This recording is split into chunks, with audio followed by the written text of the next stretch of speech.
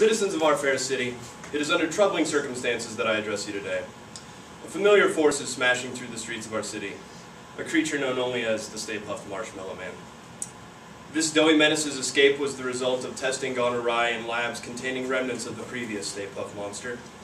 A lab attendant unintentionally exposed the sample of confectionery tissue to high amounts of radiation, resulting in its reanimation. The fluffy mass began to grow at an exponential rate until it could no longer be quelled by containment efforts of the staff, at which point it broke free of the lab and began on its path of sweet, sticky destruction through the city.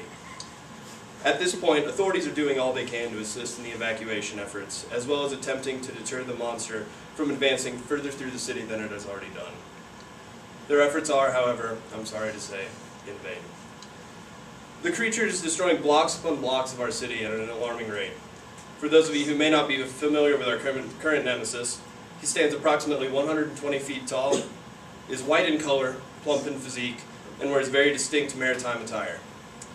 The Marshmallow Man is incredibly irritable and should not be approached.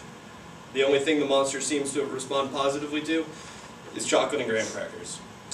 Unfortunately, the beast is consuming these resources at a rate that our current stockpiles cannot maintain. As for a permanent solution to this problem, public health and safety officials' efforts have been fruitless. However, there is one tactic known to destroy such a beast, a tactic mastered only by those known as the Ghostbusters. They are the only people with the know-how and the equipment to deal with both fluffiness and squishiness at this scale. The Ghostbusters, however, as most of you know, are retired. At this point, all efforts to contact them have been futile. We all remember their catchy jingle from their glory days, which posed the question, "Who you gonna call?" To which we would all reply, "Ghostbusters." We were all too busy singing along with the catchy tune to ever write down their phone number, and find ourselves in a predicament now because of it. So if you, or anyone you know, remember their contact information, or better yet, if you're out there listening right now, Ghostbusters, please, we need your help.